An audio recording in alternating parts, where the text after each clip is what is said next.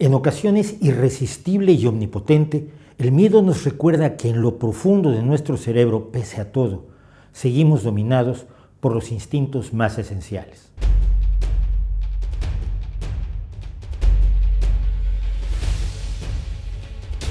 Los músculos responsables del movimiento se tensan y los vasos sanguíneos se dilatan para mejorar su irrigación. Los ojos se abren, las pupilas se dilatan, se frunce el ceño, los labios se estiran, hay sudoración, nos concentramos en el objeto de nuestra reacción, aumenta el ritmo respiratorio y cardíaco.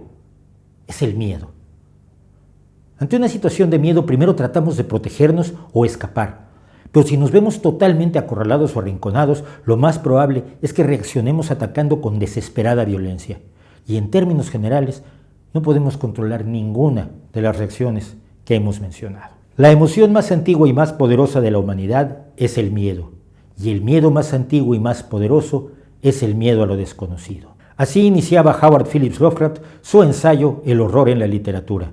Y de miedo sabía mucho el autor, creador del relato materialista de terror, de una mitología original y de numerosas obras que hoy siguen siendo motivo de gozosa angustia por parte de los lectores y de inspiración para escritores y cineastas en todo el mundo. Por supuesto, en 1927, cuando Lovecraft publicó este ensayo, aún no se sabía cómo funcionaba realmente el miedo, pero no deja de llamar la atención que la neurología, la biología evolutiva y la fisiología hayan confirmado que efectivamente el miedo vive en la zona más antigua de nuestro cerebro, el llamado cerebro reptil o sistema límbico, concretamente en las llamadas amígdalas cerebrales.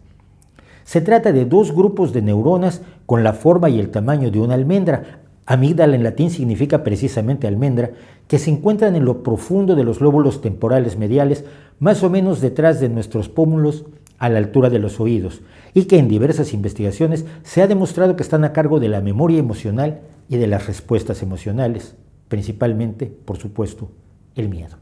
Las amígdalas reciben información de las zonas del cerebro que obtienen y procesan la información visual, auditiva y somatosensorial, y a su vez tienen conexión con los centros autonómicos del tallo cerebral y especialmente el hipotálamo, que responde disparando a las reacciones del miedo, entre ellas la liberación de adrenalina que nos prepara para huir o pelear, la reacción esencial de supervivencia ante el peligro. Un experimento muy revelador muestra cómo las ratas con amígdalas dañadas experimentalmente pueden caminar hasta un depredador como un gato sin exhibir ninguna inquietud. La evolución de los sistemas nerviosos, desde el más simple que exhiben los gusanos como las planarias, hasta los más complejos de los mamíferos y primates más desarrollados, y en particular el humano, muestran lo que podría considerarse solo a modo explicativo como una sucesión de capas en las que las más internas son las más antiguas desde el punto de vista evolutivo y las más externas son las que han aparecido más recientemente en el desarrollo de la vida en nuestro planeta. Así, la corteza cerebral de los mamíferos es la estructura evolutivamente más reciente, mientras algunas zonas que están en lo profundo de nuestro cerebro, como las amígdalas o los bulbos olfatorios, son estructuras que ya estaban presentes en los reptiles, motivo por el cual se conoce a estas zonas como cerebro reptil.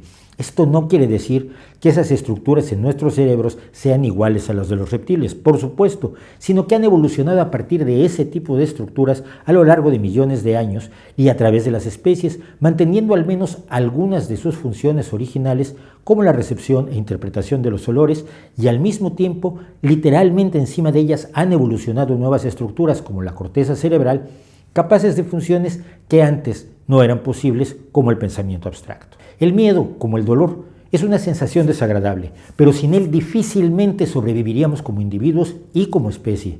Hay algunos miedos que son completamente instintivos, es decir, que los tenemos en cuanto nacemos, como el miedo a caer y el miedo a los ruidos fuertes, mientras que otros los vamos aprendiendo. En su conjunto, son una serie de mecanismos destinados a evitar que nos pongamos en peligro sin necesidad, aunque podemos superarlos en una situación de emergencia. Así, hemos aprendido a tenerle miedo a las llamas y nunca nos internaríamos en un incendio, a menos que, por ejemplo, en él se encontrara atrapada alguna persona a la que tuviéramos un gran cariño, como un hijo o una pareja. En ese sentido, el miedo no es absoluto, sino relativo. Y en ocasiones parece un cálculo cuidadoso de la relación entre el riesgo que comporta algo y los beneficios que nos puede aportar. Si bien el miedo tiene un valor de supervivencia, favoreciendo la reproducción de los individuos que temen a las cosas genuinamente temibles, Uno de los fenómenos más curiosos es que derivamos cierto placer del miedo y lo buscamos activamente en atracciones de feria, en libros y películas de terror, en videojuegos desafiantes. Se han propuesto dos explicaciones.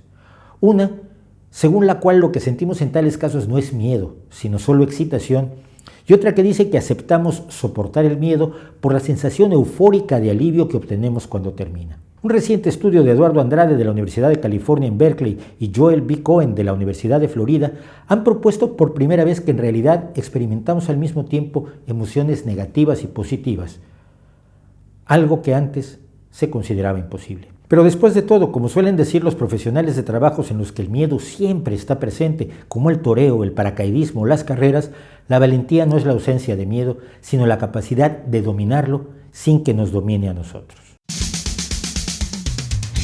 Las fobias son miedos irracionales y paralizantes que, aunque el que las sufre sabe que son irracionales, no puede controlar su reacción.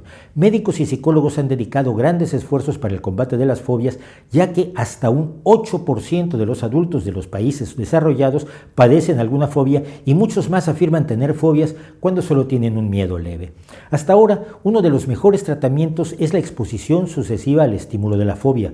Por ejemplo, exponiendo a una persona con aracnofobia a fotografías de arañas, luego arañas de juguete y así sucesivamente hasta conseguir que puedan tener una tarántula en la mano sin ser víctimas de su fobia.